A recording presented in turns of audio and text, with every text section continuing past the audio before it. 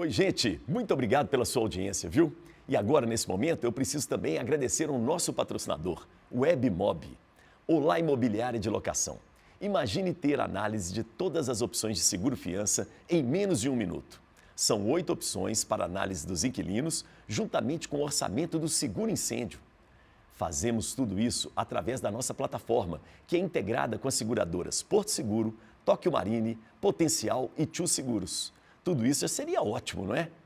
Mas a gente não para por aí, não. O WebMob é também gestão e atendimento humano. Faça como centenas de imobiliárias. Fale com a gente e agende uma apresentação.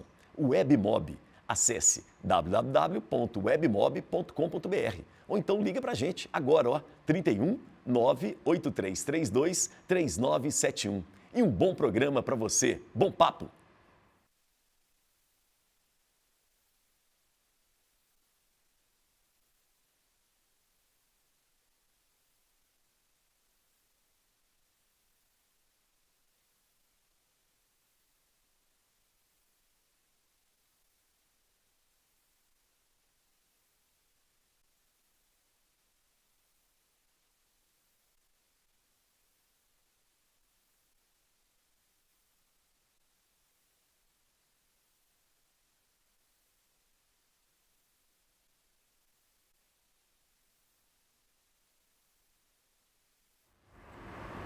Muito bem, bom dia para quem é de bom dia, boa tarde para quem é de boa tarde, boa noite para quem é de boa noite, boa madrugada para você da madrugada.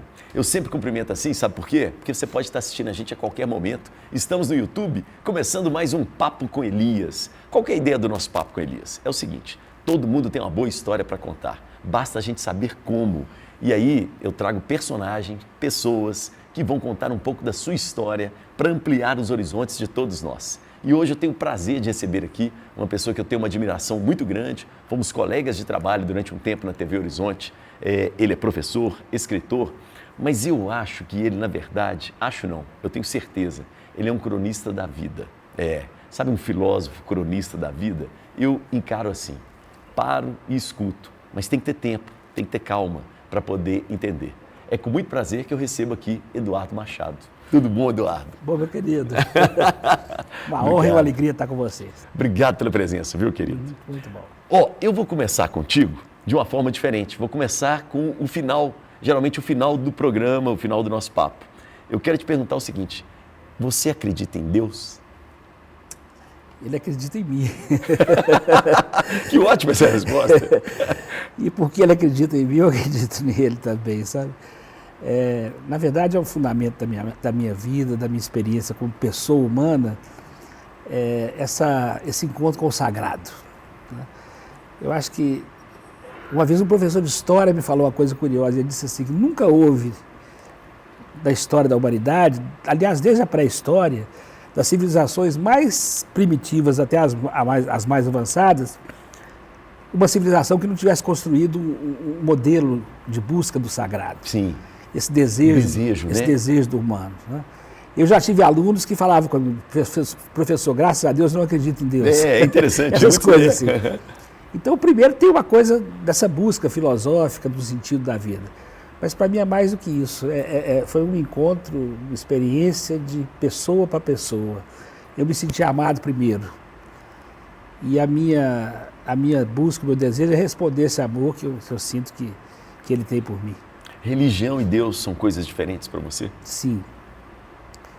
Eu até diferencio religião de religiosidade. Vamos lá. Né? A religião tem a ver com aquela coisa formal, né? Com o institucional, uma instituição, cheio de regras, com regras, normas, hierarquias. Sim. E tudo, que faz parte da cultura. Nós nos inserimos nisso por uma razão simples, nós somos seres sociais, então a religião é algo que nos congrega, que também nos aproxima dos nossos, não vou dizer iguais, não, dos nossos parecidos. Mas a religiosidade tem a ver com esse sentimento maior. Né? Tanto que eu conheço gente que não tem religião, isso, mas é profundamente religiosa. É incrível isso, né? Tem a ver com essa espiritualidade. Né? Então, para mim tem essa dimensão bem presente na minha vida pessoal e daquilo que eu vejo ao meu redor. Eduardo, vamos aproveitar que a gente está nessa seara Se fala muito em cristão hoje. Ah, cristão, né? Família, pátria, tradição. O que é um cristão? Deveria ser aquele que se inspira na figura de Cristo, Jesus de Nazaré, né? Como um modelo, como referência, como mestre, né? Então o cristão teria a ver com isso. Só que o cristão, quando entra nessa dimensão da religião, da estrutura religiosa, ele cai num risco que todas as religiões têm, de se sentir o dono da verdade. E quando eu tenho a verdade, eu não posso aceitar que você venha com a sua mentira. Né? Então, é complicado isso. Né? Então, o cristianismo, por exemplo, no Brasil, ele sempre foi tido como religião hegemônica. Né? E o catolicismo em especial. Dizem que o Brasil é o maior país católico do mundo. É mentira. É o maior país de batizados. Aqui todo mundo é batizado. O cristianismo, ser cristão, assumir o catolicismo como experiência de vida, de expressão de fé, tem a ver muito mais com valores do que com tradição. Né? Eu, por exemplo, durante muito tempo fui um católico hereditário. Nasci numa família católica, fui educado, fiz todo aquele processo, né? Primeira comunhão, batismo, primeira comunhão, crisma. Fui crismado com 5 anos de idade. 5 anos? A confirmação do batismo aos 5 anos? Há 5 anos. Tem noção do alto disso. dos meus 5 anos. Que né? isso? Porque quando o bispo passava na comunidade, tinha que aproveitar. Ele dava um ademão geral na comunidade. Então, o cristão, na verdade, tem muito mais a ver com esses valores que a gente vai assumindo ao longo da vida, né? E com essa dimensão que tem a referência em Jesus de Nazaré. Né? O Padre Zezinho tem uma música antiga, lá dos meus tempos de juventude, que ele falava amar como Jesus amou, viver como Jesus viveu. Para mim, o modelo é aquele. Né? Aquilo que a experiência de Jesus de Nazaré viveu como pessoa, para mim é a referência que eu busco para ser cristão, para me sentir cristão. Legal. Eduardo, vamos aproveitar e vamos lá na sua infância. Você já me contou vários casos legais, mas não aqui no Papo com Elias. Eu queria que você falasse. Você nasceu em Belo Horizonte. Nasci em Belo Horizonte. Isso. Qual que é o bairro? No bairro do Santo André. Na verdade, eu nasci no Bonfim. Tá. Você nasceu no cemitério? Numa rua de má fama, Rua Paquequé. Ah, sim. Da zona boêmia. Na zona boêmia. Aliás, tem a ver muito com a minha história, porque eu saí ali do Santo André, do bairro Bonfim, Rua Bonfim, esquina ali, quase esquina de Paquequé, e aos 3 anos de idade mudei para o Santo André, Rua Mendes Oliveira. A minha casa, o muro dos fundos da minha casa era o início da Pedreira Prado Lopes, da favela da Pedreira Prado Lopes. Tinha barracões que foram construídos usando o muro da minha casa como uma das paredes. Perfeito. Né? E a gente pulava o muro de lá para cá, de cá para lá. Tudo tranquilo. E o ponto de união da gente ali era o campinho de futebol. Né? Era a minha experiência foi muito rica nesse sentido. Porque eu era, entre aspas, um menino rico. Perfeito. Né? Para aquela realidade ali. E a gente vivia e convivia, né? com a meninada toda lá da favela. Foi uma experiência riquíssima para mim. Conheci pessoas extraordinárias que me ensinaram muito. Né? Eu tive, por exemplo, um amigo que reunia a gente, ele devia ser o quê? Uns 3, 4, 5 anos mais velho do que eu. Ele reunia a meninada para ler Monteiro Lobato para a gente. Que barato, hein? Assim, É mesmo? O apelido, lá todo mundo tinha apelido. Tá. Ele era o Neném Carcará.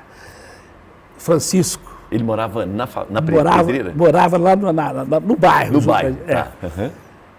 Corria uma lenda de que ele era sobrinho, neto, a mãe dele era sobrinha, neto do Lampião, tinha umas histórias assim, todo mundo tinha histórias naquele tempo. Né? Mas eu convivi com esse modelo de pessoa. Né? Mas seu pai e sua mãe permitiram isso, né? Porque a criança não está nem aí para isso. Né? Ela brinca. Mas seu pai e sua mãe tem um dedo aí, né? O Elias, eu fui criança, eu fui moleque de rua, numa época que ser moleque estar na rua era a coisa mais saudável do mundo. Você entendeu? A rua era nosso quintal. As brincadeiras que a gente tinha, bente altas, mãe da rua, tico-tico fuzilado, aquelas coisas de criança, futebol. Futebol, né? Era a rua. Né? A primeira lembrança que eu tenho da rua onde eu morava, a rua era de terra ainda. Depois foi calçada, depois foi asfaltada. Né? Tinha o bonde, O bonde passava ali pelo Corte da Pedreira, Padre Lopes, virava na Mendes de Oliveira e subia até o Bom Jesus, né? O bonde passava na porta da minha casa. Isso, eu nasci em 1953, quer dizer, tô idoso, mas não estou tanto. Não. Assim. Belo Horizonte é uma cidade nova, né? É uma cidade, né, nova. Então, eu ia de bonde para o grupo escolar, Silviano Brandão, descendo ali na Lagoinha, né? Então, os meus pais, 6 filhos. E eu tive uma característica interessante, porque o meu pai e minha mãe moravam ao lado dos meus tios, que eram irmãos. Ele, irmão do meu pai, e ela, irmã da minha mãe. 2 irmãos casados com 2 irmãs. Não acredito. E aquela casa, falava casa germinada. E lá eram 7. Que ótimo. Da minha casa, 6. 13 ali. 13, 12 homens e uma menina. Coitada da Patrícia. 12, para tomar conta dela. Né? Então era uma farra, era uma folia só. E eles... Fora a turma da Pedreira. Fora a turma toda. No bairro da Pedreira. A minha casa, eu não me lembro da minha casa de portão fechado, ou de porta fechada. Era aquele entra e sai, quem chegava, a mesa estava posta, para o almoço, para o café. Então, assim, portas abertas e o coração ainda mais, né? Então, foi uma experiência marcante na minha trajetória de vida. Me educou muito. Eu fui muito educado pela rua, do que ela tem de convívio, de diferença, de viver essa experiência tão gostosa. Eduardo, e a escola? Quando é que ela entra na sua vida? Jardim de Infância Delfim Moreira, ali na rua Espírito Santo. Eu morei ali na Espírito Santo. Eu estudei no Delfim Moreira. Lembrança que eu tenho do Jardim, Dona Hilda, minha primeira professora, lembrança que eu tinha, o que era a pedagogia daqueles tempos? Era a lembrança vaga, eu tinha o quê? 4 para 5 anos, né? Era um pátio, as salas de aula ao redor do pátio, né? Não tinha janela, tudo vazado, e a gente de olho no pátio para a hora do recreio. Isso né? mesmo. Ficava esperando a hora do recreio. E na hora do recreio, o que as professoras faziam? Soltavam um coelho no recreio para a gente correr até no pátio. Não acredito. Acho que gastava um coelho por semana. E era a lembrança que eu tenho é essa. Do coelho na hora do recreio. Politicamente incorretíssimo. Não. Total. Total. Depois eu fui para o grupo escolar Carlos Góes, na minha rua, do lado da minha casa. E de lá para o Silviano Brandão. Né? Dona Maria Carabete França era a diretora da nossa época. Muito brava? Brava, uma figura imponente e tal. E de lá para o Colégio do Padre Candinho. Colégio Paroquial Nossa Senhora da Conceição. E no Colégio Paroquial Nossa Senhora da Conceição eu tive uma experiência extraordinária, porque eu entrei, né, naquele tempo tinha uma admissão, você faz... Perfeito, quinta série ali, né? Antes da quinta série. Que era a primeira série ginasial. Antes de entrar na primeira série ginasial, você tinha que fazer uma admissão. Só que eles inventaram uma moda lá, que uma admissão que antes era de 1 ano, eu fiz em 3 meses. Intensivo. Intensivo, nas férias. E entrei no colégio, então, na primeira série ginasial, 1 ano antes do que eu deveria. Perfeito. Né? Muito novo. Muito novo. E estudei até o 3º ano no colégio. Né? E quando eu terminei o 3º ano, do ensino, já do científico, naquela época, o Padre Candinho me convidou para ser professor do colégio. Eu passei no vestibular da UFMG, curso de letras, e meu primeiro dia de aula na faculdade de letras foi meu primeiro dia de aula do colégio como professor de carteira assinada. Nossa. Eu dei aula para um colega meu que tomou bomba. Isso. Que loucura. Emendei. Então, eu digo o seguinte, você me pergunta por escola, eu entrei para a sala de aula com 4 anos de idade e saí com 60 e tantos anos, passei a vida toda lá. Mais de 40 anos na escola. Muito, não, contando com o tempo de como aluno... muito mais. Muito mais de 50, né? Foi uma vida inteira ali. Interessante. Mas me conta uma coisa, e o celibato? Não seria natural o padre te convidar para você, né? Ele sonhou muito com isso. Ele sonhou muito com isso. Né? E eu cheguei a considerar essa possibilidade sim. Né? Do sacerdócio. Porque essa dimensão do serviço, né? Na verdade, Elias, uma pergunta que eu fiz durante esse período meu de colégio e tal, o colégio tinha um grupo de jovens, a gente participava muito da igreja muito ativo, e tal, né? muito ativo. E a gente fazia uma experiência de um encontro, que seria hoje um retiro, chamado TLC, Treinamento de Liderança Cristã. Ele era uma versão para jovens dos antigos cursilhos de cristandade, que tinha os adultos. Lembro. Eles fizeram uma adaptação para a juventude. Para jovens, né? E eu fiz esse encontro, fiz lá em Itaúna, esse encontro. E aquilo mexeu muito comigo. E eu me questionei muito sobre essa questão da minha vocação. A pergunta para mim era, como é que eu posso melhor servir a sociedade, a minha crença, a minha fé, a partir daí. E a decisão minha foi com o padre. Eu fui conversar com o padre Glauco Coimbra, lá da Igreja da Lagoinha, conversar com ele sobre isso, e contei para ele da minha dúvida, dos meus desejos, né, do meu impasse, e ele me disse uma coisa que foi definitiva para mim. Ele falou, Eduardo, Deus precisa tanto de padres quanto de pais. Você descubra o que vai ser melhor para você. E paternidade sempre foi para mim uma coisa muito atraente. Né? Eu tive uma experiência com aquele bando de meninos do qual eu cresci. Né? Eu tive vários pais, meus tios, a família toda morava por ali, né? A minha mãe, minhas tias. Então essa experiência da relação de paternidade, de se me sentir filho, me convidava muito a ser pai. E eu acertei nisso. Eu me realizo muito com meus 3 filhos, né, hoje. Com certeza, a maior alegria do meu casamento tem 3 nomes. Daniel, Tiago e Lucas. Nomes bíblicos, né? Nomes bíblicos. Eles confirmam para mim essa escolha que eu fiz e todo dia me sinto muito recompensado por isso. Eduardo, por que o catolicismo perdeu tanta força? Né? Eu acho que ele não perdeu força, não. Tá. Perdeu marketing. Que é um tipo de força, né? Aquilo que eu disse há pouco a você, o Brasil não é um país católico. Né? Eu acho até que a gente teve uma arrogância, né, da hegemonia, da maioria. O Brasil tem uma grandiosidade, né? A Amazônia é a maior do mundo, nossos rios, né? Aquela coisa está muito lá no hino nacional, né? Isso, e a gente meio que ficou meio deitado eternamente em berço esplêndido, entendeu? E o cristianismo, o catolicismo fez muito disso. Né? E, na verdade, eu acho que agora, de uns tempos para cá, é mais possível das pessoas se reconhecer como um cristão católico por opção e não por herança. Ótimo, entendi. Não por uma tradição. Mais autêntico. Né? Então, porque não está na moda ser católico. Não está na moda. Não tem marketing. Se você perde em quantidade, mas ganha muito na qualidade da adesão das pessoas. Né?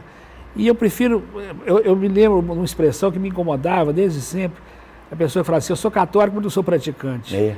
Era muito comum isso. Você entendeu? Como assim?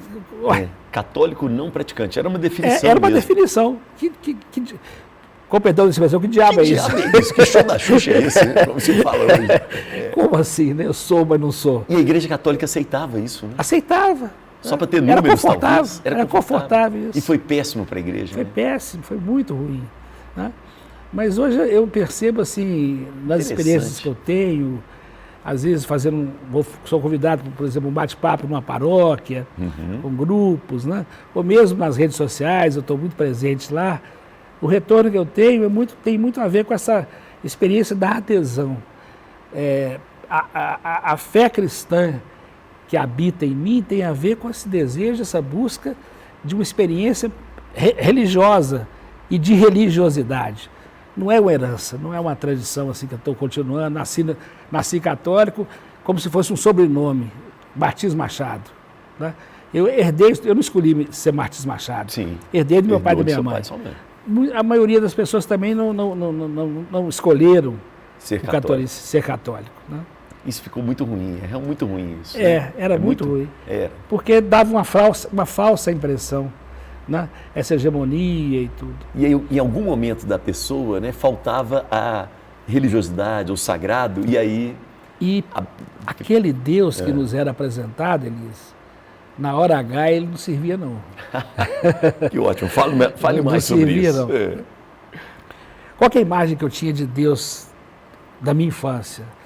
Era na porta da igreja, na igreja da Lagoinha, logo na entrada tinha um quadro.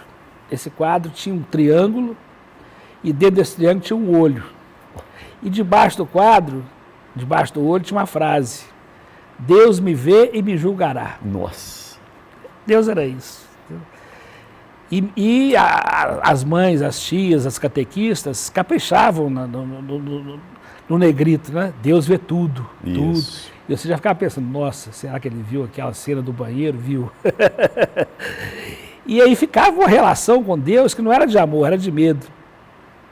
Não era amar a Deus sobre todas as coisas, é ter medo de Deus em todas as coisas, né? Isso na hora da dificuldade, na hora da... Você quer aconchego, você quer carinho, né? Isso mudou em mim quando eu li uma página da Bíblia que para mim está tudo lá. Se um dia tivesse uma guerra religiosa terrível e todas as Bíblias fossem queimadas, queimasse tudo e tal, sobrasse só uma Bíblia. E se essa Bíblia também fosse rasgada e tal, só sobrasse essa página, para mim sobrou tudo.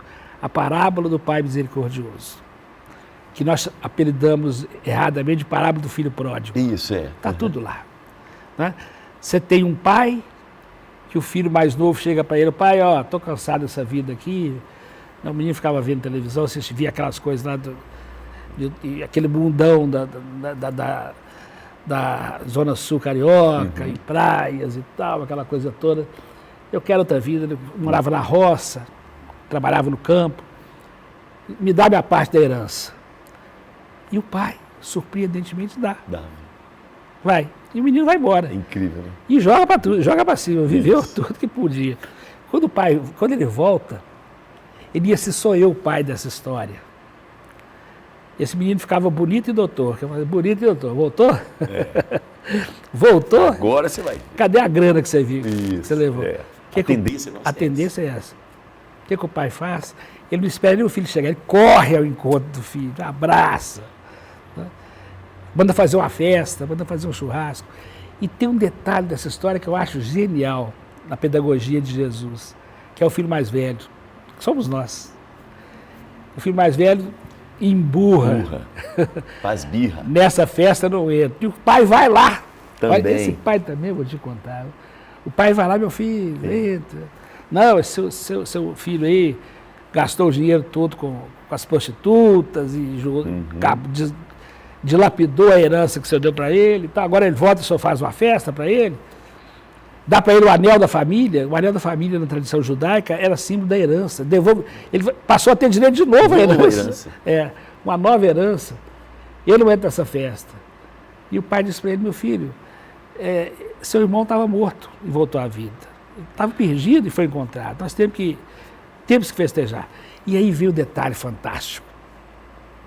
Jesus termina a história aí, ele não disse o filho entrou, não. Sensacional. Somos nós da porta, assim, da festa. Tá? Vai entrar? Entra. E aí a decisão Mas nossa. Mas se também não quiser entrar, tudo bem. A decisão é nossa. Eu vou te amar mesmo assim. A decisão é nossa. É bonito isso. Isso é bonito, mas é de uma profundidade que a gente não dá conta, não. Tanto é que a tradução, filho pródigo, é péssima. Tem nada a ver. Né? Quando eu li essa parábola num retiro, lá em Caeté, Morro Vermelho, e vivi essa experiência de introjetar isso aí, rezar um pouco isso aí, meditar sobre isso aí, eu compreendi um pouco essa figura de Deus, desse Deus que é amor, criou cada um de nós por amor e criou cada um de nós para o amor.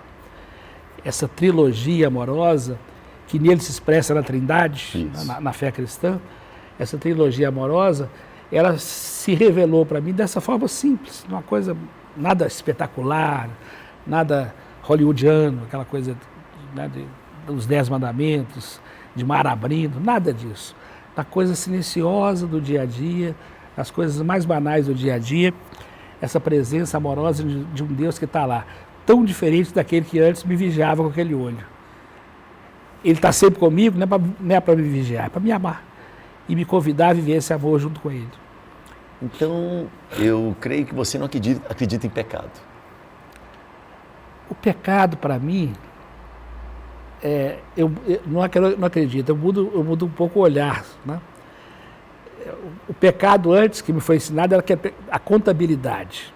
Vou te dar um exemplo interessante. Coisa do Padre Candinho. O Padre Candinho, ele era uma figura que tinha lá uma aparente contradição, porque ele era extremamente conservador. Foi formado num seminário extremamente conservador, tradicional, com todo o peso da tradição católica. Isso. Mas, ao mesmo tempo, ele tinha uma ternura, que ficava a balança. Humano, né? Contraditório no padre. Chamava a gente de meus filhinhos e tal. Era uma figura extraordinária.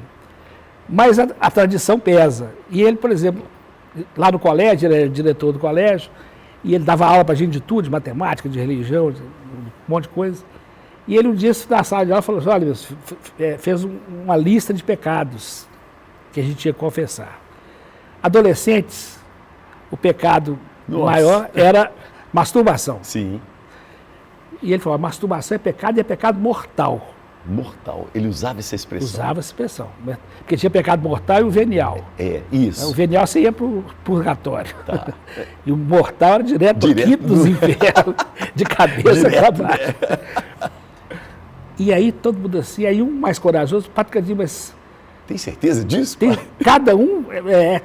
Você tem que confessar todos. E aí virou um problema para a gente. E aí o que o Padre Candinho fez? Ele criou uma espécie de como é que eu vou dizer? Não um símbolo e tal. Por exemplo, você passava perto do Padre Candinho e fazia assim para ele. Foram 2 vezes, ele já dava... ótimo. Você precisava conversar muito. Entendi. Porque era 500 meninos, 300 meninos, você já pensou? Aí um dia sai uma notícia, na Folha de São Paulo, teve uma revisão em 1978, por aí, uma revisão do Código Canônico, e aí a masturbação deixou de ser pecado. Puxa vida. E a Folha de São Paulo, de sacanagem, colocou na manchete, lá na página interna, assim, masturbação não é mais pecado. E eu peguei o jornal, levei para o Padre Candinho. Claro, opa! E o povo que está lá no inferno agora, como é que vai fazer? É retroativo isso aí, né? Mas tinha essa visão de pecado, né? Nessa época, 1978, você já estava dando aula, ou ainda não? Já, em 74 eu comecei a dar aula. Isso. Tá. E aí, hoje eu vejo o seguinte, eu vou emendar o meu conceito de pecado com o conceito de inferno. Boa, vamos. A pergunta que... Vamos junto. Vamos. Se você acredita em inferno. Eu acho que o inferno é o seguinte, e aí tem a ver com a minha ideia de pecado. É você chegar lá, quando você fala lá. E você imagina assim, uma sala de cinema, telão, todas as pessoas que conviveram com você estão lá na plateia, tem um lugar de honra para você, seu nome aparece na tela, o filme da minha vida. Você olha assim, puxa, que bacana. Aí aparece você lá, os primeiros momentos da sua concepção, os 9 meses da gravidez, o seu parto e tal, e a reação da plateia, emoção, o primeiro ano, nossa, tudo é novidade, né? O primeiro dentinho, o primeiro sorriso, a primeira palavra, tudo. E você vai crescendo e crescendo. E aí começam a aparecer cenas que você se sente um pouco constrangido e até envergonhado. Eu acho que inferno será você ver na tela todas as chances que você teve de amar e você desperdiçou. Todas as chances que você teve de ser feliz e fazer muita gente feliz e perdeu. Né? A experiência para mim de inferno é essa de, puxa, né? Que chance que eu perdi. Que chance que eu tive. Que oportunidade que a vida me deu de viver essa experiência gostosa do amado, ser amado, de ser fraterno. De né? perdoar e ser perdoado. Perdoar, né? Né? Se sentir perdoado. Né? O perdão, Elias, talvez seja a forma mais humana de amar, porque ele brota das nossas fragilidades. Né? Quando todas as portas parecem que se fecharam, por uma frestinha de luz o perdão aparece ali. Olha só, Eduardo, você acredita que o perdão está aí na gente? A gente que se perdoa? Primeiro, né? Você tem que ter essa capacidade de... Quanto mais eu reconheço as minhas fragilidades, mais eu me sinto capaz de perdoar o outro. Perfeito. Quando eu olho para mim mesmo Sim. e percebo as minhas limitações, as minhas contradições, que são tantas, né? Eu me sinto capaz de compreender a fragilidade do outro e acolher. Né? O perdão, na verdade, vou usar uma expressão um pouquinho chula aqui, o perdão é a capacidade de transformar a merda em adubo. E nós somos capazes. E somos capazes. Né? A ciência, o homem, e o merda é adubo. É adubo. Faz nascer o cheiro quando a gente passa, né? Perto, as crianças estranham. Alguém fez cocô aqui? É daí que vai vir o alimento. E é isso. Né? Quer dizer, você fazer brotar daquilo que aparentemente é descartável, ou desprezível, fazer brotar o novo. Então você acredita na recuperação do ser humano? Totalmente. Totalmente. Eu acredito que em todas as pessoas humanas tem um anjo e um demônio. Tem aquela história do monge que, em vez de falar anjo e demônio, ele fala de dois cachorros. Um bravo, nervoso, agressivo, e o outro manso, dócil e tal. E aí o discípulo pergunta para o mestre, mas qual dentro da gente tem esses dois cachorros? Tem. E os dois estão sempre brigando, então, qual que vai ganhar? Aquele que você alimentar. Não. Aquele que você alimentar. Isso. Então, acho que o desafio da vida é esse, o perdão faz parte disso, alimentar essa docilidade, essa serenidade, alimentar esse lado bom que todo mundo tem, o anjo, fazer esse anjo, e aprender a conviver com os nossos demônios que todos nós temos. Né? Tem coisas que eu já fiz, ou que eu penso às vezes, será que fui eu? Fui eu mesmo. Né? Coisas das quais eu me envergonho profundamente. Ódio, né? Às vezes. Ódio, sim. Nossa. Você vê uma pessoa falando determinada você coisa, se vê diante de um sentimento que é terrível. Mas aí vem a liberdade humana. Eu posso sentir, mas não preciso consentir. Eu posso trazer para dentro de mim a civilidade. Né? Uma vez eu participei de um debate, na época daquele plebiscito que teve sobre armas, sobre desarmamento e tal, a lei de desarmamento. Fui convidado para participar de um debate numa faculdade e havia um deputado, um delegado e eu. E a plateia, todo mundo a favor de armar todo mundo. Esse é um discurso muito popular. E eu comecei a colocar os meus argumentos e tal, comecei a incomodar. Eu era o patinho feio da história. Sim. Né? E aí o delegado usou aquele argumento que é muito típico desse tipo de mentalidade. Se sua filha fosse estuprada, se fosse com você e tal. Falei, delegado, se fosse minha filha fosse estuprada, eu fosse seguir os meus instintos, não precisava nem de pena de morte, não, de arma, não. Eu mesmo matava. Resolvia isso. Eu mesmo matava. E ia me igualar ao agressor, ia ficar igual a ele. Né? Então, eu tenho que trazer para dentro de mim esses milênios de civilidade, de civilização, de educação, para poder perceber que muita coisa eu posso quase tudo, mas tem coisas que eu não devo. Eu posso sentir um ódio que eu não sou capaz de descrever, mas eu não posso consentir que esse ódio seja usado para direcionar a minha vida. Né? Então, é uma experiência de se humanizar cada vez mais. E é processo. Todos nós estamos vivendo isso. Né? E é uma ida e volta. Às vezes, por exemplo, você cai de novo em contradições e erros que você imagina que já tinha superado. E aquilo te pega de volta. Acontece contigo isso? Acontece. Nossa, e como?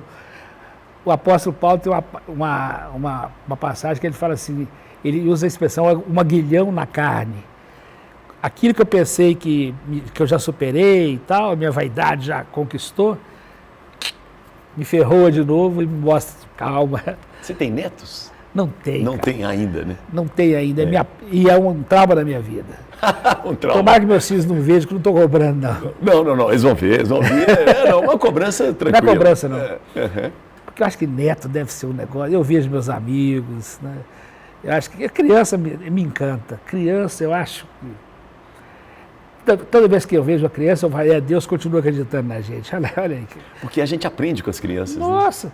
E eu trabalhei a vida inteira com meus alunos, dos pequenos até os mais jovens, adolescentes.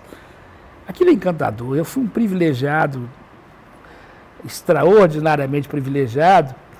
Você imagina, 42 anos na sala de aula, com todo tipo de pessoas. Né? Isso é um privilégio, um aprendizado. O Guimarães Rosa falava assim, mestre é quem de repente aprende. E isso a sala de aula oferece para a gente toda hora. Surpresas as mais variadas. Eu estou naquela fase agora de me reencontrar com esses meninos e meninas nas redes sociais.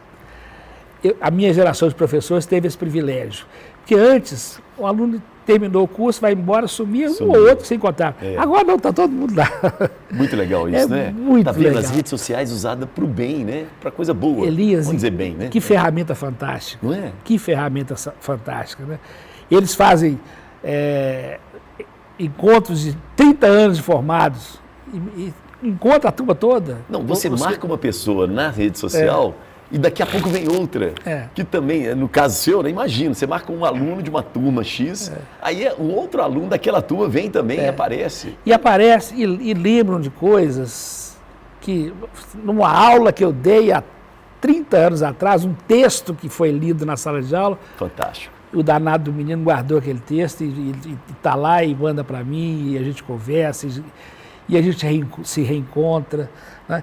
E descobre que aquele Caxias da primeira fileira não abriu caminhos, e a turma do fundão... Isso é interessante, né? É interessante. Eu já ouvi um professor falar assim, o aluno ruim a gente não esquece. Não, primeiro que você tem que saber o nome dele, no primeiro dia de aula, cala a boca, toda hora você tem que chamar a atenção dele. Né? E como eu fui do fundão, eu era da turma do fundão. Então tem um pouco de solidariedade, né? Corporativismo. Eu falava com eles, não vem não, porque isso que você está pensando em fazer, eu já fiz muito.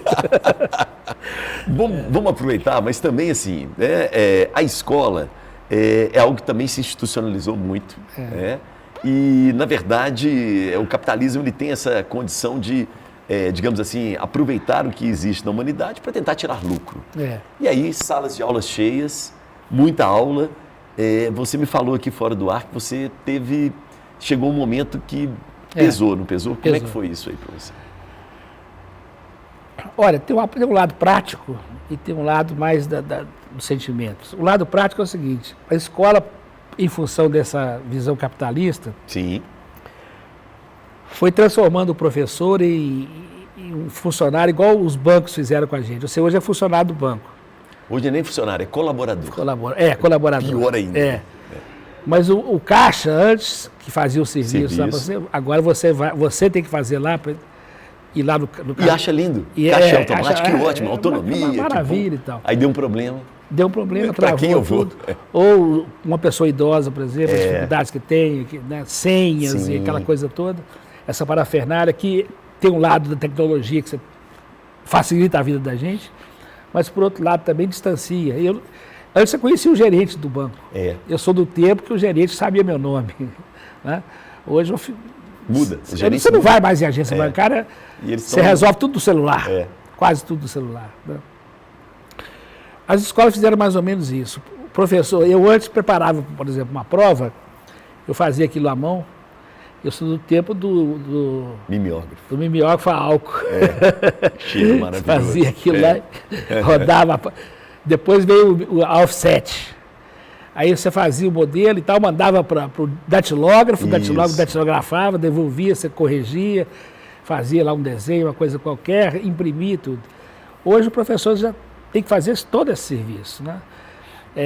O serviço, por exemplo, que era da secretaria, notas, aquela coisa toda, administrativo. Tudo administrativo. Então a carga de trabalho do professor aumentou muito, mas é muito mesmo. Né? E eu tive colegas, por exemplo, que quando chegou a informática na escola, professores excelentes não deram conta, não conseguiram se adaptar a essa nova realidade. Né? E não é simples, não. A meninada de hoje, que já nasce com o mousezinho na mão, Eu digo, a próxima geração de bebês não vai ter um umbigo, vai ter um QR Code no lugar do umbigo. Né? A gente podia ter um código de barra, não vai ser, agora já é um QR Code. Essa meninada de hoje, para eles, é a linguagem natural. Para a minha geração não foi, não. Foi um aprendizado difícil. Mas né? Você chegou a pegar muita aula, né? Você estava me falando. Meu recorde foram 48 aulas por semana. Eu cheguei a trabalhar em 4 colégios simultaneamente. Era uma vida de correria, muito trabalho, muita intensidade de tarefas, e isso cobra um preço para a gente. Né? O meu preço foi pesado. Eu tinha 33 anos de idade, dormi na minha cama e acordei num CTI. Bloqueio total da coronária direita. Não acredito. Total. Você dormindo? Entendeu? Dormindo. Tive um infarto dormindo. Devia estar sonhando com a aula, com o diretor das escolas, com reunião de pais, alguma coisa assim. 33 anos, 33 idade anos. de Cristo. Idade de Cristo. Você vê que a cidade de Cristo é a tradição. Jesus diz lá para os 38, 39, da verdade. É um pouquinho mais historicamente, velho. Que bom. O cálculo da idade do ano zero foi feito por um monge do século VI, chamado Dionísio, e ele errou, o computador dele travou, alguma coisa assim, ele errou por 6 ou 7 anos Mas agora você imagina mudar todas as datas. Não, deixa como está. Deixa como está. Né? E aí, aos 33 anos. Aos 33 anos, eu baixei enfermaria, né? Fiquei 8 meses sem poder trabalhar, uma recuperação lenta. 8 meses? 8 meses, difícil. Eu tive uma tapa da beirada, porque infarto nessa idade, o índice de fatalidade é muito alto. Né? E fiquei sem sequelas, graças a Deus. Né? E a sequela que eu mesmo me impus foi mudar um pouco o meu ritmo de vida. Diminuir pela metade o número de aulas, diminuir meu padrão, sim, mas me tornei um profissional melhor. Tinha mais tempo para preparar as aulas, curti mais a minha ligação com os alunos. O resultado disso, pouco tempo depois já fui convidado para ser coordenador e depois fui ser diretor da escola, com um detalhe precioso. Eu tive a sabedoria, quando eu fui convidado para assumir a direção do colégio, a diretoria de pastoral do Colégio Loyola, eu coloquei para o diretor-geral, falei assim, aceito com uma condição, eu não saio da sala de aula. Isso. Eu quero continuar, mas diretor dando aula? Você nem precisa. Falei, eu acho que todo diretor devia dar umas aulinhas de vez em quando para ver onde o colégio é o chão da fábrica. É o chão da fábrica. É onde o colégio acontece. É ali que acontece. Né? E eu tive o meu período inteiro de trabalho nas escolas foi ligado a essa experiência da sala de aula. Eu podia ter o contato com o menino lá, com a menina, com os alunos, né? Ver olho no olho, por exemplo, as decisões que eram tomadas por diretoria, as normas, as regras, sim, o que funciona, o que não funciona. Lá, né? Eu vivi, por exemplo, coisas que hoje parecem bobagem, né? Quando chegou o celular. Sim.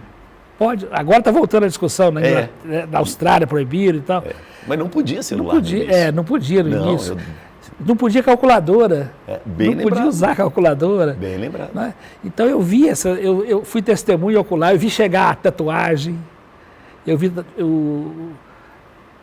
piercing, brinco, eu vi chegar tudo isso. Eu fui testemunha de bainha de calça, eu vi chegar muita coisa. E nem por isso, né? Os meninos se tornaram piores, né? Eu tive uma aluna, olha para você ver que legal, essa menina deve ter hoje mais de 50 anos de idade. E eu tenho contato com ela até hoje e muito assíduo nas redes sociais. Ana Eduarda, ela se chama. Essa menina me deu uma lição de vida bacana demais. Quando ela estava na 8ª série por aí, hoje é o 9º ano, o coordenador do Loyola, um dia parou ela no corredor e falou assim, olha, você está de sandália, de chinelo, Sim. Não pode. Não pode. É tênis, tem que vir de tênis. Mas o calor dele, tênis, a regra é tênis. Aí no dia seguinte ela foi dar aula de tênis, um de cada cor. Um tênis verde, outro vermelho. falei, atrevidíssima. Eu falei, fantástico. E agora? O que ele vai falar? Não pode falar nada. Não pode falar de deles. Isso é muito... O ser humano, ele dá, né, nó em pingo d'água, como se diz, né? E para ser... romper com aquela coisa do uniforme. Nós somos metamorfoses ambulantes. Nós somos disformes, disformes o tempo. Né? Somos únicos, Elias. Nunca houve, não há, nem nunca vai haver um Elias, um Eduardo. Se eu fosse gêmeo, solta os dois no mundo, cada um, né, gêmeos idênticos, univitelinos. Sensacional isso. São duas pessoas completamente diferentes, completamente diferentes. Jesus foi revolucionário? Totalmente. Mais do que revolucionário, Jesus foi rebelde. Ele se rebelou contra um sistema, um Estado teocrático, né? Israel, naquele tempo, era um Estado teocrático. As normas religiosas se misturavam com as regras e as leis civis. As pessoas eram regidas por esse modelo mesmo durante a dominação romana, né? E Jesus, a lei foi feita para o homem, não o homem que foi feito para a lei, não. E ele se rebelava, ele rompeu com muitas regras e tradições, né? Foi criticado por isso, foi chamado de beberrão. No Evangelho de Marcos tem um trecho que ele fala assim, vocês e seus princípios são beberrões, porque ele gostava de uma mesa, gostava de um vinho. Aliás, o primeiro milagre de Jesus, qual que foi? Do casamento? Do casamento. Não é? O que ele fez no casamento? O pessoal os nossos ouvintes, telespectadores, transformar água em vinho. Não, ele inventou a saideira. A festa estava acabando, o vinho já tinha acabado, mas a festa estava tão boa, estava tão gostoso ali e tal. Peraí, gente, a saideira. E se João, que conta essa história, fala a verdade, João era pescador aumenta. Tem que dar um desconto aí. Mas lá no Evangelho de João fala que foram 6 talhas de 100 litros cada. 600 litros de vinho do bom. Põe saideira nisso. Põe saideira.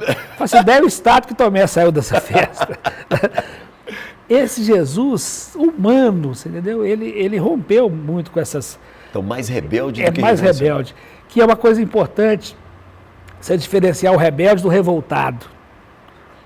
O revoltado, realmente, ele reproduz na sua ação aquilo que é a causa da revolta dele. O revoltado, por exemplo, um terrorista. Uhum. Né? Ele responde à violência com violência. Com violência. E gera um modo contínuo de violência. O rebelde parte do mesmo princípio, ele não se conforma com alguma coisa, mas ele quer mudar, ele quer transformar. Né? Jesus foi essencialmente um rebelde. E o rebelde que se mobilizava a partir do amor, da experiência da amorosidade. Né? Dá para a gente pegar um pouco dos princípios do hippie com os princípios de Jesus?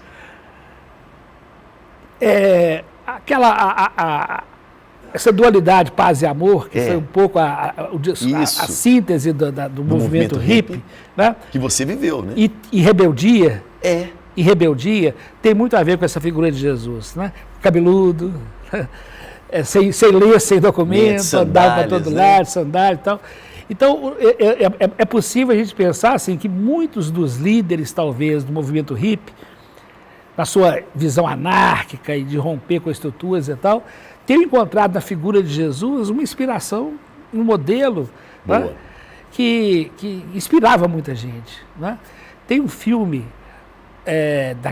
daquele tempo, não vou lembrar o nome, era uma versão cinematográfica da vida de Jesus, o Jesus hippie, era um grupo de hippies. Sim. O que fez sucesso na época foi o Jesus Cristo Superstar, né, que era musical. Transitava um musical, maravilhoso também. Sim. Aliás, tem uma sequência nesse filme que é a relação de Jesus com Maria Madalena e a música da Maria Madalena cantando para Jesus. É uma coisa, eu arrepio. Ela falava assim, ele é um homem, ele é apenas um homem, mas olhou para mim como um homem algum jamais olhou para uma mulher. Isso, eu lembro disso. Entendeu? É bonito demais, né? E o movimento hippie tinha muito dessa dimensão, não só da paz e do amor, mas de ruptura com uma sociedade que estava acabando de sair da guerra. Isso, e uma guerra fria chegando ali. A Guerra Fria ali, a ameaça do terror atômico, né, pairando sobre a cabeça de todo mundo. Então, naquele momento, naquele tempo histórico, foi uma reação e uma resposta de rebeldia da juventude daquele tempo. Só que elas cometeu seus equívocos também, né? Porque, por exemplo, as drogas que num determinado momento faziam parte dessa rebeldia, dessa contestação e tal, uma forma de você expandir os horizontes, expandir horizontes, ter outros olhares, né? Ela acabou sendo instrumentalizada também. O capitalismo veio. O capitalismo não perde tempo. Ele transforma. Não. Dá para vender? Então, isso, exatamente. Vamos embalar isso para transformar num produto. E virou o que virou. Virou o que nós temos hoje, né? Legal isso. Vamos aproveitar também, eu queria... a Luísa Renault, né, e o Leandro Neves são um casal queridos. maravilhoso, né? Eu também gosto muito. Ela foi sua aluna, né? Foi minha aluna Loyola, muito querida. Né? E ela disse que se impressionava muito com a sua capacidade de criar cenas para fazer com que as pessoas refletissem sobre determinados assuntos. E eu queria, né, te provocar aqui para criar uma cena para a gente refletir. Se José e Maria, né, a gente está nesse fim de ano, início de ano, né, esse momento de festas. José e Maria, nos dias de hoje, quem seriam esses dois? Os muitos Josés e Marias que hoje estão debaixo de viaduto, debaixo de marquise, porque chegaram e não encontraram lugar onde ficar, né? Bateram em portas de casas de família, em hospedarias, hotéis, hostéis e tal, e não encontraram lugar onde ficar, não tinham dinheiro para pagar. Não tinha dinheiro, né? Não tinha dinheiro para pagar, né? Então foram parar debaixo de um viaduto, foram parar numa marquise. José está lá pedindo um trocado no sinal, Maria está cuidando da gravidez dela, que está quase na hora de nascer. Como é que vai ser isso? Como é que não vai ser? A experiência da pobreza é uma, mas a da miséria é uma afronta. É diferente, né? É diferente, né? A miséria, ela tira das pessoas os traços de dignidade humana que todos nós temos, né? Eu, quando vejo, por exemplo, uma pessoa jogada na rua, aquilo me... A miséria tem a cor cinza. Você vê que a pessoa que vai ficando na rua, a roupa dela se confunde com a cor da pele. E vai ficando aquela figura cinzenta. É uma mancha, né? É uma mancha. O olhar. E uma mancha que a gente não vê às vezes. Ou não quer ver, né? Ou não quer ver, né? Incomoda ver aquilo, né? Uma mancha dessa parada na porta de uma lanchonete incomoda todo mundo. Não, né? eu fiquei... Agora que você falou assim, eu fiquei pensando, né, no sinal de trânsito, um homem pedindo dinheiro, e ao fundo a mulher grávida, provavelmente a gente vai falar, olha lá, está aproveitando da mulher grávida para pedir dinheiro. Essa, para mim, é o presépio de hoje, que a gente está vivendo hoje, né? E não é só aqui, não. Esse presépio é mais cruel em Gaza, lá na Ucrânia, a Síria que está vivendo. Comemorando, né? Que tirou o ditador, mas o que vai vir para frente? Nós estamos diante de uma outra revolução islâmica, como aconteceu no Irã. Em 79, derrubaram o Shah Reza Pahlavi e aquela libertação e entrou a visão dos ayatollahs, né? Radicais. Como dizia a Rita Lee, sempre tem um ayatollah para atolar. Isso mesmo. E com apoio da indústria armamentista, né? Vamos lá. E virou aquele barril de pólvora. Né? Você imagina, por exemplo, quando Deus nos proteja e nós nos protejamos também, quando um grupo de terroristas desse aí, Hollywood já fez essa ficção, se apropriar de uma bomba atômica, né? Quer dizer, o que pode acontecer? O Putin lá com aquele maluco, com aquele arsenal atômico que ele tem, o Trump agora nos Estados Unidos. Né? Coreia do Norte. E o próprio Coreia do Sul também querendo dar um golpe. Na nossa vizinhança aqui, o Maduro, quer dizer, maluco no mundo não falta, entendeu? Herodes no mundo não faltam. E estamos nós aqui. Nós vamos fazer qual papel? Pastor? Os reis magos que levam o presente. Vamos lavar as mãos? Vamos lavar as mãos como Pilatos. Muita gente lavou, né? Então, as figuras bíblicas, essas imagens de cenas bíblicas, elas são um convite para que a gente possa mergulhar nelas e trazê-las para os nossos dias. Na espiritualidade inaciana, na qual eu fui formado, os exercícios espirituais de Santo Inácio de Loyola, tem uma experiência que é muito rica, talvez seja disso que a Luísa tenha se lembrado, que eu fiz muito isso com os meus alunos, que era a experiência da contemplação. O que era a contemplação? É você imaginar uma cena bíblica, uma cena do Evangelho, e você entrar naquela cena. Realidade virtual. Uhum. Você se sente ali dentro. E você interage. O desejo da realidade virtual é você estar com Jesus, estar perto dele ali e interagir. Vou te contar uma contemplação que eu fiz, que foi uma das mais transformadoras na minha vida.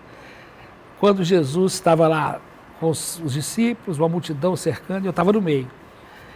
E aí alguém falou com ele, esse povo está seguindo a gente já há tempão, nós estamos longe da cidade, todo mundo está cansado, está com fome, manda eles embora para a gente poder ficar, descansar um pouco. Uhum. E eu prestando atenção naquilo. E Jesus falou assim, mas vocês estão com fome? Vocês mesmos deem de comer para esse povo. Mas não temos nada. Tinha. Aí levanta um menino, garoto lá dos 12, 14, e eu estou de olho, estou olhando.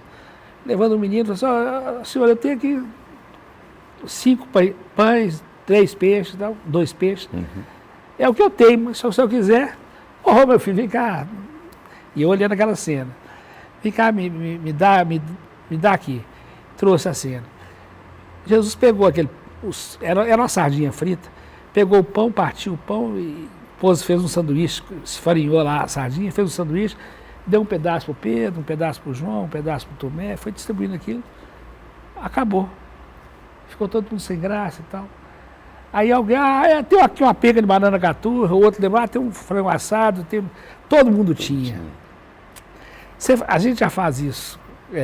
Por exemplo, você está na sua casa e chega aquela visita da boca grande, você esconde a última fatia da torta, você esconde atrás do pote de manteiga para ninguém ver. Todo mundo tinha. E todo mundo tinha e pôs para fora. E o que virou? Virou um piquenique imenso. Porque quando a gente guarda, falta.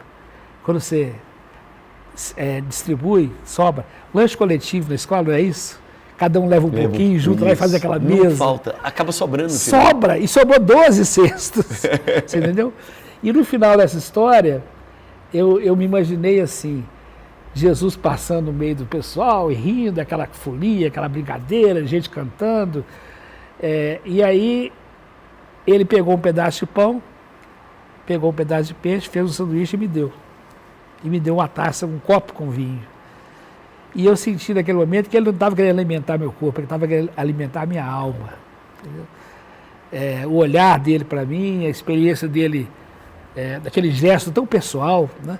Você partilhar o pão com alguém é algo absolutamente fraterno. Isso. Aliás, a palavra companheiro, companes, aqueles que compartilham o mesmo pão. Eu sou companheiro. Olha, que lindo, hein? É bonito. Companheiro. Né? Companheiro é isso, aqueles que compartilham, companes, aqueles que compartilham o mesmo pão. Sensacional. Bacana. Padre Júlio Lancelotti. Um santo dos nossos dias, uma figura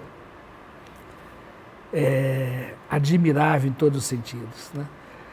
Eu tive o privilégio de conhecê-lo pessoalmente, lá em São Paulo. Sim. De visitar lá a obra dele, o trabalho que ele faz. E, assim, é um profeta dos nossos tempos, é um santo dos nossos tempos. O Elias, o que tem de santo e de santa solto no mundo, e a gente que não vai chegar à glória dos altares, como se usa a expressão, é muita gente. Porteiros de escola que eu conheci, de uma santidade, de uma beleza de vida fantástica. O porteiro de escola é uma pessoa importantíssima. Nossa, os meus alunos vão lembrar do Tião Porteiro, do Leandro, sabia o nome de todos todo os meninos. Mundo, conhece os pais, não deixa sair, né? Esse menino não veio ontem, você não veio ontem, o que houve, tal, pergunta e tal. É a figura talvez mais importante da escola, porque é o primeiro rosto. É o rosto da confiança, é o rosto do conforto. Né? Me perguntaram uma vez sobre isso. O mais importante da escola são os alunos. Eu falei assim, também, mas tem pessoas na escola que, se fechar a cara, fecha também a porta, fecha os olhos, fecha a escola. E fecha a escola. Né? Uma pessoa que não sabe receber, não sabe acolher, e eu estou falando muito mais não é essa coisa de treinamento, não. É coração. Né? Legal. José e Maria poderia ser um casal homossexual?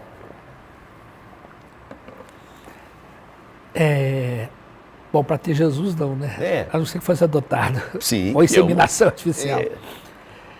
É outra questão, Elias, que a gente tem que ter um olhar amoroso. Né?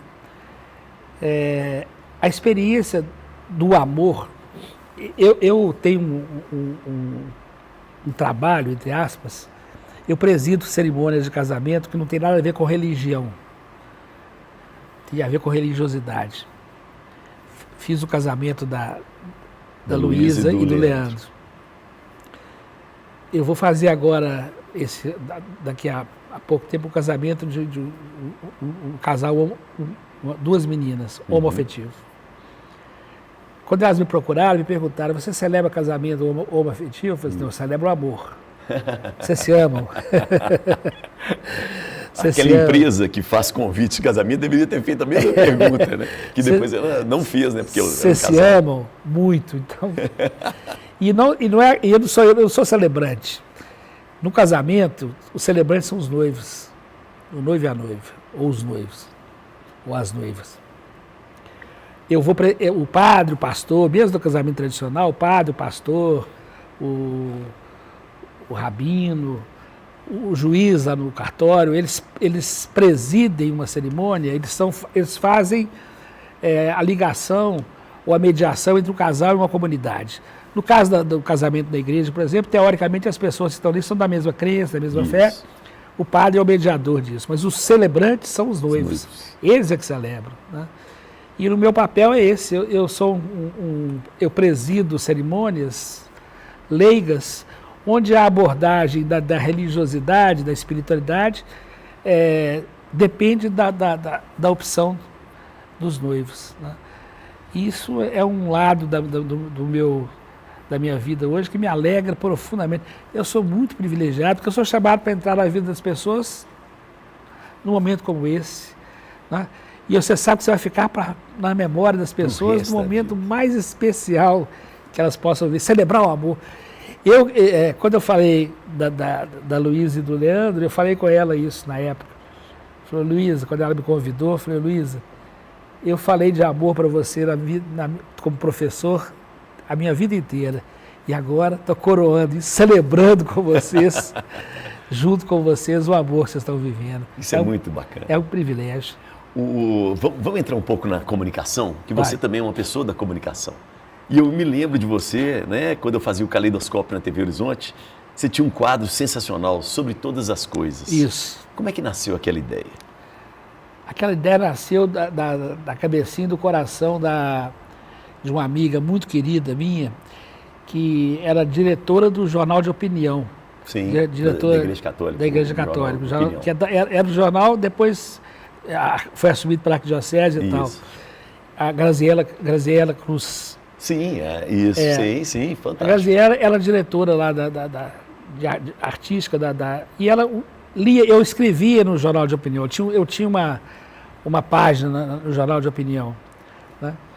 Eu me lembro que o padre Libânio tinha o Olhar do Teólogo, genial, genial, o padre Libânio, saudade dele demais da conta, do mestre que ele foi para mim. E eu tinha uma página do Olhar do Leigo. Isso. A gente fazia uma contraponto, uma tabelinha. E a Graziella lia as minhas crônicas, e Eduardo Diário falou comigo, você tem que transformar isso numa crônica eletrônica. O Mosaí Salomão, que era o diretor da TV Horizonte, vou fazer um piloto, um teste. Bom, e ele foi para lá, o pessoal assistindo e tudo, e eu fiz a gravação do primeiro programa. Na hora que acabou, o Mosaí falou assim, está pronto, não precisa mexer com nada não, pode colocar isso na grade. E eram crônicas eletrônicas sobre coisas do dia a dia. Né? Você falou que eu sou um cronista, eu me sinto assim também. Né? Eu lembro disso demais. A crônica o cronista vê o que todo mundo vê, mas de um modo diferente, de um jeito diferente. Tem alguma coisa que dá um clique. E tinha umas imagens também muito bonitas, os enquadramentos, você aparecia de frente, mas de lado, uma fusão. Então, artisticamente era muito bonito. Mas era o anti-TV. Anti-TV, totalmente. Você imagina o que era um sujeito por 10 minutos falando sobre um assunto. Sem nenhum cenário, era fundo preto, era eu era você e a câmera. Né? E o que me encantava ali, além de tudo, era a plateia que eu tinha, os câmeras, o pessoal aquela turminha ali. Você sentiu o tempero ali, né? Cara. Quando terminava o programa, ia assim, aquilo para mim era genial. E os retornos que eu tinha, né? Uma vez eu contei lá uma experiência que eu vivi na Rádio Itatiaia. Eu participei, você falou de comunicação, durante 11 anos. Eu participei de um debate no programa, chamava Rádio Vivo, da Rádio Itatiaia. Zé Lino. José Lino. E o programa, ele navegava desde temas assim, do dia a dia, tal, coisas sérias e tudo, até galhofas e brincadeiras, e relaxava com uma piada, tinha de tudo. Um dia, o tema que ele propôs era o seguinte, o sujeito tinha sido condenado à morte um país daqueles lá para os lados da Indonésia, uma coisa daquela. Sim. E tinha pedido, como último desejo dele, era comer um Big Mac e tomar uma Coca-Cola. O que não existia naquele país. E tiveram que se virar para roubar um Big Mac e uma Coca-Cola para ele. E a pergunta para a gente é, se você fosse... qual que seria o seu último desejo? Você ia pedir o quê? Essa última refeição. E a turma partiu para brincadeira. Caipirinha, não sei o quê e tal. E aí eu fiquei pensando, cara, aqui é a coisa do cronista, né? Que te dá o gancho. Eu falei,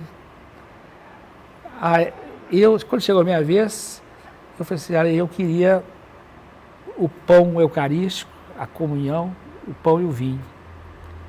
Eu vou me encontrar com ele daqui a pouco, então já vou me preparando. Aquilo deu um impacto. Você imagina quem estivesse ouvindo aqui. Isso. Tempos depois, eu peguei um táxi. Eu contei isso lá no programa sobre todas as coisas. Muito, muito tempo depois, eu peguei um táxi. Já aconteceu muitas vezes isso comigo. No aeroporto, para ir para casa e tal, falei, rapaz, vou para Caiçara, rua tal. Ele olhou para mim assim, o senhor professor Eduardo Machado, da Rádio Itatiaia? Né? Incrível. O senhor não sabe a mudança que o senhor fez na minha vida, e contou esse episódio. Esse episódio. Você não imagina, Elias, que marca que você deixa. A gente pode ficar na vida das pessoas como lembrança, como um sorriso ou como uma cicatriz. Né? Na vida desse cara, que eu nem sei o nome dele, aquela conversa brasileira, no final, você aparece lá, você nunca sabe onde é lá, até mais e tal. Marcou a vida dele.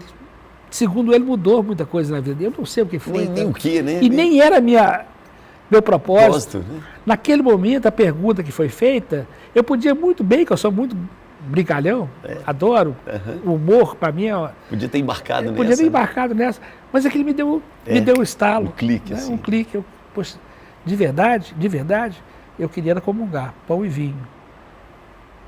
Já vou me encontrar com ele e já começo esse encontro a partir daqui. Muito bom. Vamos continuar na comunicação no Chacrinha. Tá. O velho guerreiro, que também fazia coisas do Arco da Velha. Isso aí, ó. Vamos buzinar. O que ou quem você buzinaria, hein, Eduardo? eu buzinaria, para começar, Jair Bolsonaro. Eu acho que foi um atraso de vida na nossa história política, mas ao mesmo tempo revelou muita coisa que a gente... Pois é, eu ia te perguntar isso. O que a gente aprende com o Bolsonaro e toda aquela postura dele? Tem o que aprender? Pergunta difícil, porque... Ele não pode ter aparecido à toa, né? Não, ele na verdade, ele tirou muita coisa do armário. E está aí. Isso, ele foi eleito, ele tem voto. Né? O Bolsonaro está inelegível, mas o bolsonarismo não. Né? E eu não faço críticas assim a figura... É difícil até falar sobre isso, porque eu tenho que respeitar muito as pessoas que votaram nele. Claro, claro.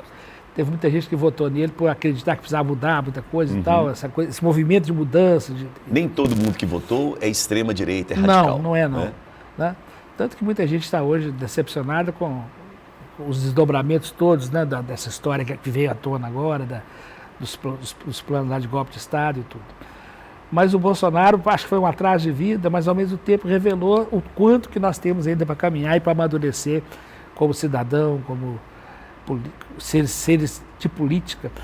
Porque a política, ela é terrível, mas é a única forma que a gente tem de conduzir uma sociedade.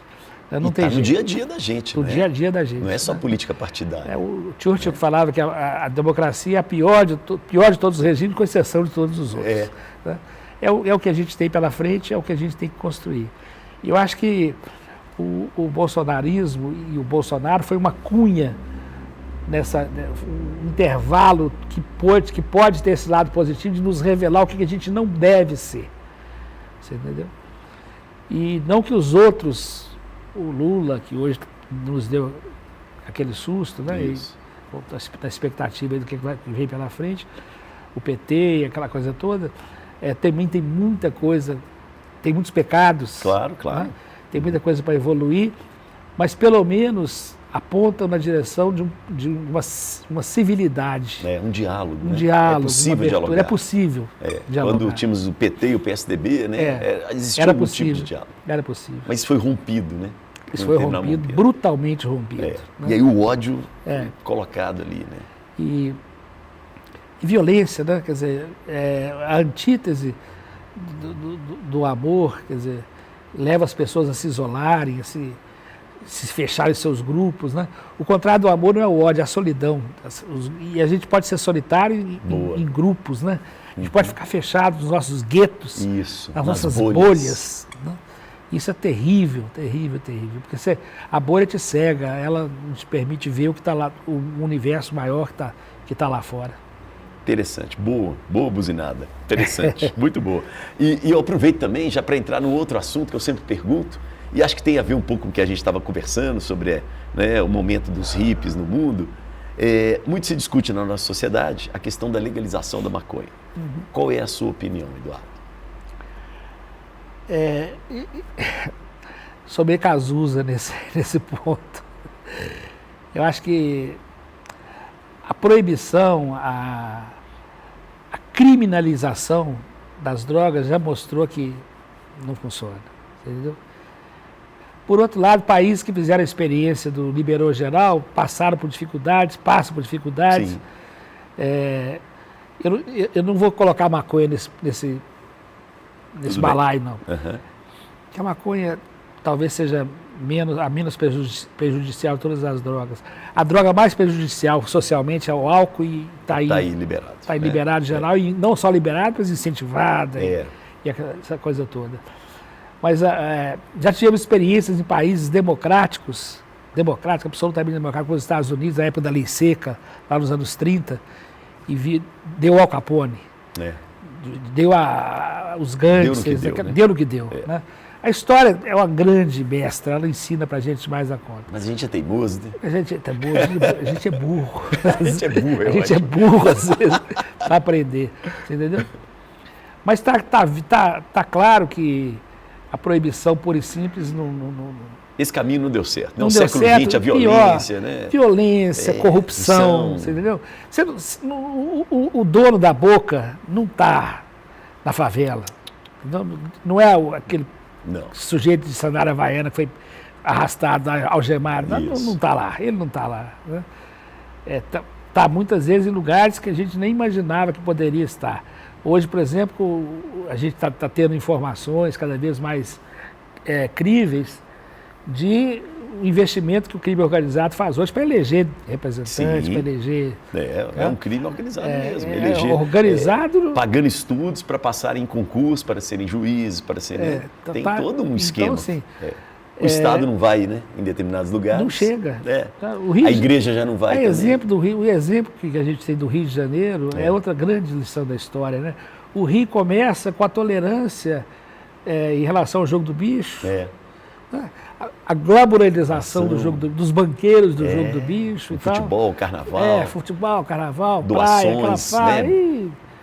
Os patronos, aquela coisa toda, deu no que deu. Hoje, por exemplo, tem 3 grandes organizações criminosas do Rio de Janeiro: as milícias, o tráfico de drogas e os bicheiros. Os milicianos e os traficantes vivem brigando entre eles. Nenhum dos dois mexe com bicho. Nesse território ninguém entra. Né? Porque o poder que está ali por trás e a violência brutal que está ali por trás é um negócio assim assustador. E é um exemplo, né? Esses jogos eletrônicos agora, né? Essas bets também, né? Assustador isso. Foi de repente. Foi de repente. Você hoje, por exemplo, todos os times, grandes redes de televisão embarcando, grandes patrocínios de vários programas, e figuras da mídia aí, os Ronaldinhos, os Neymar, todo mundo embarcando. Uma quantidade de jovens, né? Homens, jovens. Num país em que o jogo é proibido. Olha que você ver E aí fica nessa discussão sobre a legalização. Legalização de cassino. Né? O cassino está solto aí para todo mundo. É muito assustador isso. Para finalizar, a gente tem aí no mundo a população idosa aumentando. Eu estou dentro. Está dentríssimo, e muito bem, por sinal. Né? A sociedade, né, no Brasil, está preparada para essa população idosa? O que você sente da sua experiência também? Né? Não. Porque nós não temos a cultura de respeito ao velho, entre aspas, né? Como existe em outros países. Né? No Oriente, por exemplo, no Japão é um exemplo grande disso, e nós já tivemos isso primitivamente nas tribos indígenas. Os indígenas, né? Perdemos isso. Né? O velho ficou uma coisa... Eu estou usando a palavra velho aqui para ser contundente mesmo. Ficou descartável. Né? E, na verdade, a nossa cultura valoriza de uma forma exacerbada a juventude. Né? Você vê os comerciais de televisão, os produtos são ligados à ideia da juventude. Quando elogia um velho, elogia porque ele está jovem. Olha, que coisa, né? É isso mesmo. Porque ele tem... Você não parece ter a idade que você tem, como se isso fosse um mérito. Toda vez que eu ligo o celular, parece um sujeito que está bombado, fazendo ginástica na cadeira. Na cadeira. Como perder a barriguinha de tanquinho com 60 anos de idade e tal. Ele diz que é valorizado. Né? A gente é valorizado porque a gente tem, aos 70 anos, 71, como é o meu caso, músculos de jovem. Quando você pensa, e onde é que está o cérebro disso aí? Onde é que está o coração, os sentimentos, a experiência de vida, os valores, né? Quantas histórias que nós temos para contar e quantas histórias que o jovem tem para ouvir, para aprender. Eu, por exemplo, me sinto hoje que eu seria o melhor professor do mundo se eu tivesse a sala de aula hoje. Hoje. Entendeu? Com a experiência que eu tenho, E eu nunca tive problema de disciplina com alunos. Nunca tive. Mas não é isso. Não é isso. Problema mesmo assim de empatia. Saber abordar o assunto, ter calma. Um dos alunos que se tornou um dos melhores amigos que eu tive na minha vida de professor, ele, primeiro dia de aula, eu me apresentando para eles, 8ª série, meninos 14, 15 anos. Eu me apresentei para eles, olha, meu nome é Eduardo, eu sou professor de ensino religioso. Cada um de vocês fala um nome e alguma coisa que te identifica para a gente fazer uma rodada aqui rápida. Boa. Primeira impressão, né? Fala aí lá do fundão esse menino. Meu nome é Samuel e eu não acredito em Deus. Mas ele acredita no seu próximo. Ele achou que ia comprar uma briga, ele achou que rendeu, aquela coisa do adolescente, né? cutucar e tal. Ele levou aquele susto assim, né? E depois da aula, eu falei, professor, você não me entendeu, não? Eu falei, entendi perfeitamente. E tal, e ele ficou incomodado com aquilo, e daí começou a conversa, uma prosa e tal. Aquilo abriu uma porta. Abriu uma Podia porta. Ter fechado mais ainda. Né? Abriu uma porta para uma relação de carinho, de... Até hoje, ele mora na Bélgica. Hoje, rede social. Uhum. Eu estou lá na Bélgica conversando com ele está aqui batendo papo comigo. Né? É uma riqueza muito grande. Então você gostaria de estar dentro de sala de aula? Eu gostaria de estar na sala de aula. De dar 2 aulas por semana. Isso, não, 48 não. 48 nunca não mais. Precisa. Mas o sistema não permite isso, não é? Você ficaria caro, entre aspas, para a escola. É terrível pensar nisso, né? Eu tive há pouco tempo um convite para fazer uma palestra, um bate-papo com os alunos do 3º ano do ensino médio do Colégio Santo Antônio. Eu já trabalhei também por 25 anos. Minhas filhas estudaram lá. Cheguei lá, os meninos que estavam lá, a maioria, 90% dos pais deles foram meus alunos. Então, sensacional. A segunda geração estava ali presente e tal. E eu passei lá uma manhã inteira batendo papo com eles, foi aquela coisa deliciosa e tal, sem nenhum conflito de gerações, sem nenhuma dificuldade de comunicação, de entendimento, porque a linguagem do coração é universal, né? Quando a pessoa se sente amada, acolhida, por um gesto, por uma palavra, por um sentimento, ela abre a porta. E você entra, e você também se sente em casa. Boa. O que você está esperando para 2025? Terminar minha obra. Primeiro, eu tenho... Olha para você ver, um sujeito nessa altura da vida resolveu, eu troquei de apartamento para uma casa, porque eu queria ter um jardim. Eu nasci numa casa com quintal, quero voltar. Ter a minha parte um ciclo, final, né? Fechar o ciclo de uma casa com quintal, estou lá. Mas obra... Você falou, Elias, estou atrasado, um problema aqui com pedreiro em cima da obra. Obra você não termina, você desiste dela, você larga. Ela te vence. Ela te vence. Primeiro eu quero terminar a minha obra. Mas eu quero que a gente crie juízo cidadão, juízo político, juízo fraterno, né? Que o mundo crie juízo. Eu sei que isso é uma utopia, mas utopia cristã não é só impossível, não é rumo. Eu aponto a minha vida para lá e é para lá que eu vou caminhar. Sem uma utopia, sem rumo, você não tem jeito. Né? Quando é que eu vou chegar, como é que eu vou chegar, eu não sei não, mas é para lá que eu estou indo. E todo mundo que eu amo, todo mundo que está perto de mim, se quiser, que venha comigo. Muito bonito. Lembrei do Milton e Brant, né? Que era utopia, quero tudo e mais.